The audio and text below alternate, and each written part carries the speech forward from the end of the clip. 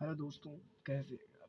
Hello everyone, welcome to my channel Simple Chemistry. आज की इस वीडियो में डिस्कस करने वाले हैं क्लास 12 ऑर्गेनिक केमिस्ट्री की कुछ इम्पोर्टेंट ऑर्गेनिक रिएक्शन हैं जो हमारे 2023 में बोर्ड एग्जाम होने वाले हैं, उनके लिए बहुत बहुत इम्पोर्टेंट है। इसलिए क्योंकि हमारे जो प्रीवियस ईयर क्वेश्चन पेपर हैं, यानी जो बोर्ड एग्जाम हो चुके हैं, उनमें ये 5 जो रिएक्शन दी हुई है, इन पांचों रिएक्शनों में से किसी न किसी एक रिएक्शन पूछ ली जाती है। हर साल का ये देखा गया है। अगर नहीं मानते हो तो आप प्रीवियस ईयर क्वेश्चन पेपर उठाकर देख सकते हैं। मॉडल पेपर हो गया, सिंपल पेपर हो गए, हमारे जो प्रीवियस ईयर जो बोर्ड एग्जाम पेपर हो गए, उन्हें आप उठाकर देख लीजिएगा, जिनमें आपको ये पांचों रिएक्शनों में से किसी न किसी एक रिएक्शन जरूर अटेम्प्ट होगी उसमें। इसलिए आप अगर ये पाँच की पाँचों अच्छे तरीके से तैयार कर लेते हैं, तो ये हमारा 100% की गारंटी है कि आप 3 से 5 नंबर क्लियर हो जाएंगे। फिर उसमें आपको किसी बात के लिए घबराने की कोई भी ज़रूरत नहीं है। अगर आप 5 की पाँचों रिएक्शन तैयार कर लेते हैं, अगर तैयार कर लेते हैं तो ठीक है, तो आपको अच्छे मार्क्स उसमें स्कोर हो जाएंगे। चलिए वीडियो को स्टार्ट करते हैं।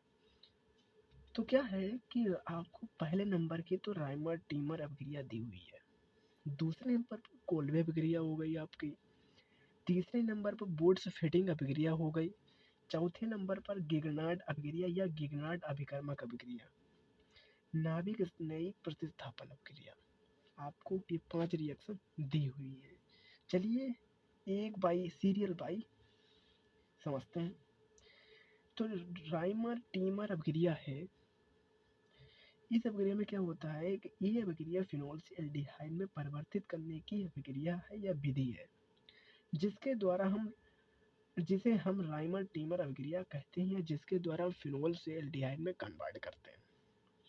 ठीक है, अब देख लेती है पहले यहाँ फिनोल की KOH की उपस्थिति में क्लोरोफॉर्म के साथ क्रिया कराने पर हमें सेल्सी एल्डिहाइड यानी एल्डिहाइड प्राप्त होता है, यानी बेंजीन पर आर्थो पोजीशन पर CHO यानी एल्डिहाइड समूह लग जाता है। ये हमारे राइमर टीमर अभिक्रिया बताती है। चलो समझने की कोशिश करते हैं कि राइमर टीमर अभिक्रिया होती क्या। इस लैंग्वेज में आपको समझ नहीं आया होगा, इसलिए आप इसमें समझिएगा। इन्होंने बताया है कि कोई भी फिनोल है, अब जब CSCl3, ये क्या होता है आपका क्लोरोफॉर्म, ये आपका क्लोरोफॉर्म होता है। अब जब ये 3COH यानी पोटेशियम हाइड्रोक्साइड की उपस्थिति में क्लोरोफॉर्म और इसके बीच रिएक्शन होती है, तो हमारा क्या पता है, आर्थो पोजीशन पर CHO लग जाता है, फिनोल का ज्यों का त्यों रहता है। और जो बचा पोजीशन लिखना चाहो लिख दो, नहीं लिखना चाहो कोई बात नहीं है।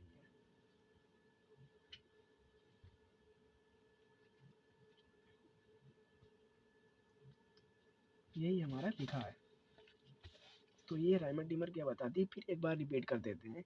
जब फिनोल की रिएक्शन क्लोरोफॉर्म के साथ पोटेशियम हाइड्रोक्साइड की उपस्थिति में होती है, तब CHO यानी CHO समूह बेंजीन की आर्थो पोजीशन पर लग जाता है,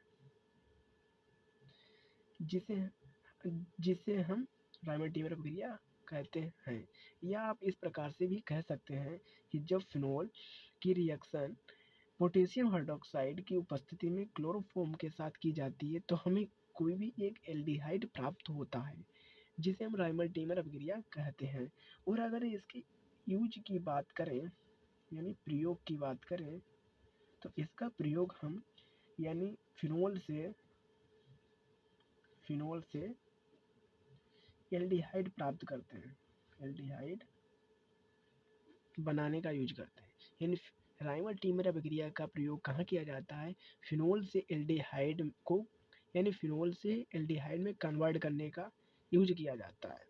आप समझ सकते हैं, एक अगर राइमोटीमर अभिक्रिया आपको ध्यान नहीं रहती, याद नहीं रहती है, तो इस बात का याद कर सकते हैं कि राइमोटीमर अभिक्रिया का यूज कहाँ किया जाता था, एल्डिहाइड का प्रयोग करने में, यानी इसका मतलब फिनोल से एल्डिहाइड बनाने में यूज किया जाता था। तो फिनोल से एल्डिहाइड कैसे बनता था, वो फिनोल की रिएक्शन क्लोरोफॉर्म के साथ करा दी जाती थी पोटेशियम हाइड्रोक्साइड के साथ, जिससे हमें एल्डिहाइड प्राप्त हो जाता था। ये हो गई राइमोटीमर अभिक्रिया की बात।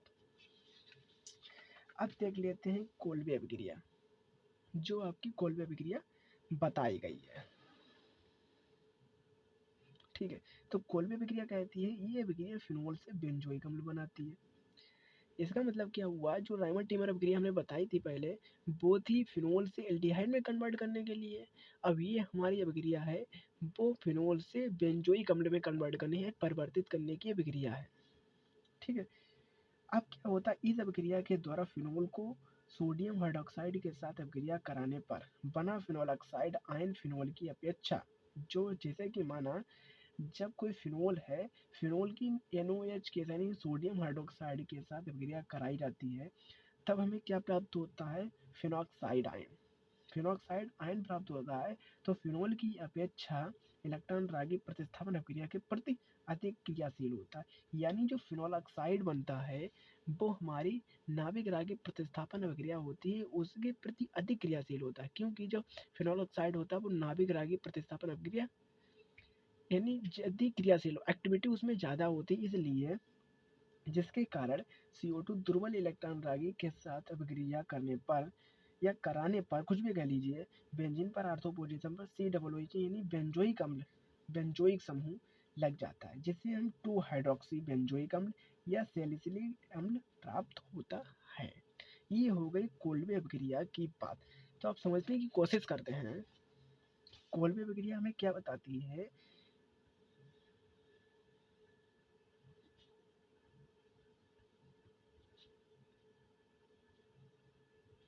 कोल्बे अभिक्रिया हमें ये बताती है कि जब फिनोल है, फिनोल की रिएक्शन सोडियम हाइड्रोक्साइड के साथ की जाती है, तब हमें क्या प्राप्त होता है, हमें ये प्राप्त हो जाता है, ये क्या है, फिनॉक्साइड आयन। अब फिनॉक्साइड आयन है, ये इलेक्ट्रॉन रागी के प्रति अधिक उत्तरदायी होता है, तो इसलिए दुर्बल CO2 क्या यहाँ पर है, दुर्बल इलेक्ट्रॉन रागी, इसलिए दुर्बल इलेक्ट्रॉन रागी होने की वजह से इसके साथ ये क्या करा देते हैं, हम इसकी रिएक्शन करवा देते हैं, तो हमारा क्या बन जाता है, तब यहाँ पर हमारा OH बन जाता है और यहाँ पर पोजीशन COO बन जाता है। ठीक है, COO बन जाता है। अब यहाँ पर क्या कराते हैं, यहाँ पर डायरेक्टली करवा दीजिए, या फिर यहाँ पर हमें पॉजिटिव चार्ज H के साथ करा दीजिए, तो आपको ये मिल जाएगा। ये तो आपका हाई OH लगा हुआ है, अब यहाँ पर COOH लग जाएगा, यानी ये क्या प्रोडक्ट बन जाएगा हमारा, ये प्रोडक्ट हमारा ये बन जाएगा। ये हमारी क्या है, कोल्बे अभिक्रिया। कोल्बे अभिक्रिया में क्या होता है कि फिनोल से यानी फिनोल से डायरेक्ट किसमें बन जाता है, बेंजोइक अम्ल में कन्वर्ट हो जाता है। ये होती है हमारी कोल्बे अभिक्रिया। ठीक है, समझ गए होंगे आप। अगर आप समझने को डाउट रहता है, तो आप कमेंट सेक्शन में हमसे अपने कमेंट को लिखकर सेंड कर सकते हैं, जिसका आपको रिप्लाई जल्द से जल्द मिल जाएगा।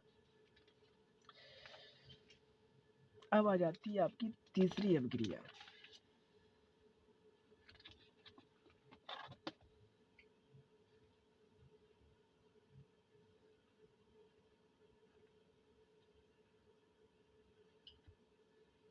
तीसरी अभिक्रिया क्या बताती है, ये बताती है बोर्ड से फिटिंग अभिक्रिया। आपकी तीसरी अभिक्रिया है बोर्ड से फिटिंग अभिक्रिया। ये बताती है कि शुष्क ईथर की उपस्थिति में हेलिकल हैलाइड तथा एरिल हैलाइड के मिश्रण को 2Na धातु के साथ क्रिया कराने पर उच्च एरोमेटिक प्राप्त होता है।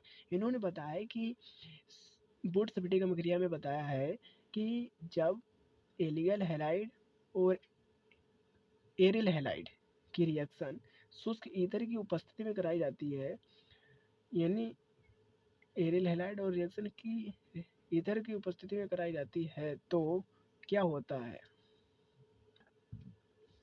तो आपको बोर्ड-स्फटिकम अभिक्रिया समझाते हैं कि बोर्ड-स्फटिकम अभिक्रिया कहती है कि शुष्क ईथर की उपस्थिति में एल्डिहाइड हैलाइड तथा एरिल हैलाइड, तो एल्डिहाइड हैलाइड क्या होता है हमें CH3Cl प्लस एरिल हैलाइड हमारा क्या हो गया, इसे हम एरिल हैलाइड ऐसे लिख सकते हैं।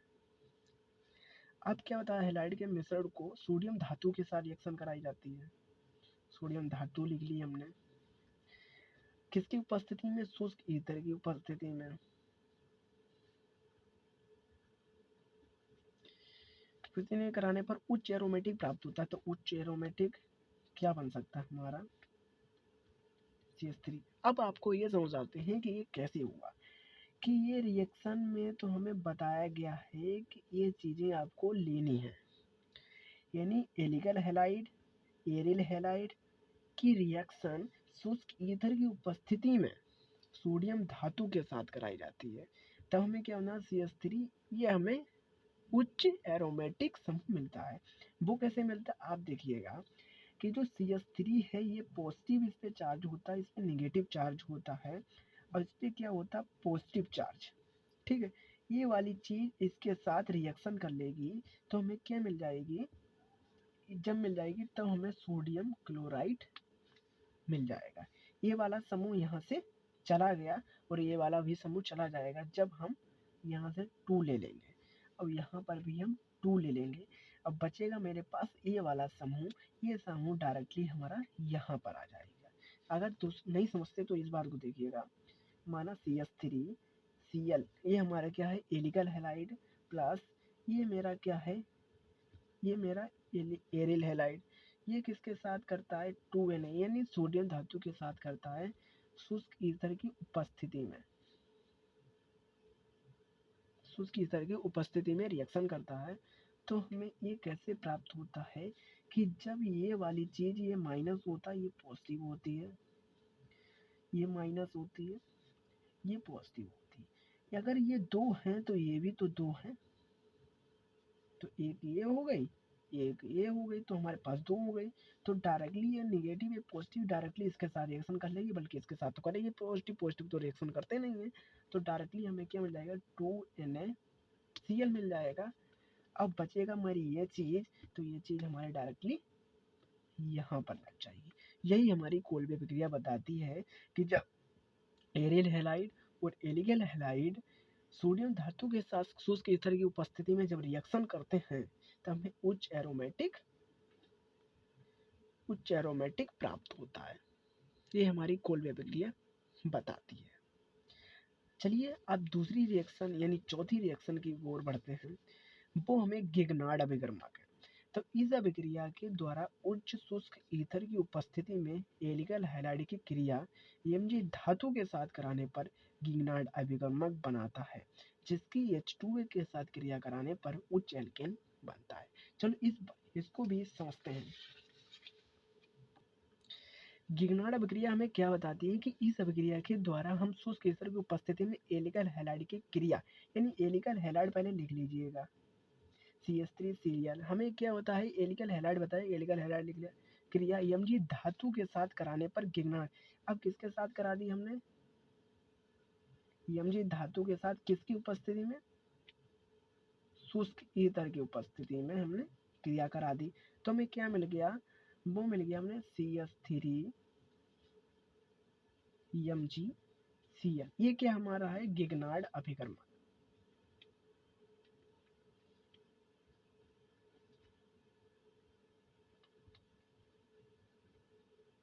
ये क्या हुआ मेरा गिगनार्ड अभिकर्मक। अब इसके फिर उन्होंने बताया कि गिगनार्ड बनाता है जिसकी H2O के साथ क्रिया कराने पर। अब किसकी क्रिया करा दी हमने H2O के साथ रिएक्शन करवा दी, तो H2O के रिएक्शन ये वाला एक पार्ट यहाँ पर क्या है, इसे हम ऐसे लिख सकते हैं, यानी H2O को हम ऐसे लिख सकते हैं, HO, H लिख सकते हैं, एक H है, एक H है, ठीक है। तो एक H तो इसके साथ रिएक्शन करता है, क्योंकि एल्केन बनाता है, तो एल्केन बना दीजिएगा आप पहले, बन गया। यहाँ पर बना क्या, OH बचा खाली OH, तो MgOHCl लिख देते हैं, या डायरेक्टली हमें क्योंकि एल्केन बना तो एल्केन ही खाली लिख दिया, बस फाइनली हो गई हमारी रिएक्शन। तो मेरी रिएक्शन क्या बताती है कि CH3Cl, यानी ये क्या है, मेरा एलिकल हैलाइड है। जब एलिकल हैलाइड की रिएक्शन शुष्क ईथर की उपस्थिति में Mg धातु के साथ कराई जाती है तो हमें गिगनार्ड अभिकर्मक प्राप्त होता है। अब जब गिगनार्ड अभिकर्मक प्राप्त होता है तो इसकी रिएक्शन हमें H2O के साथ करा देते हैं, जिससे में उच्च एल्केन या एल्केन प्राप्त होता है। यही हमारी गिगनार्ड अभिकर्मक या गिगनार्ड अभिकर्मक अभिक्रिया होती है। चलिए दूसरी जो लास्ट आपकी बची हुई है रिएक्शन, उस रिएक्शन को भी देख लेते हैं। ये लास्ट आपकी बची है नाभिक स्नेही प्रतिस्थापन अभिक्रिया। ये बहुत इंपॉर्टेंट है। तो हो सकता है कि ये दो पार्ट में डिवाइड होती है, एक SN1 और SN2। इसके क्योंकि दो टाइप्स होते हैं, तो हो सकता है कि आपको एक टाइप पूछ लिया जाए या दोनों टाइप पूछ लिए जाए। अब तो ये एग्जामिनर पर डिपेंड करता है वो किस प्रकार से कौन सा क्वेश्चन पूछता है। तो जब ये अभिक्रिया दो प्रकार की होती है जो हमने बताई अभी, SN1 और SN2। तो SN1 पर ही पहले चर्चा कर लेते हैं।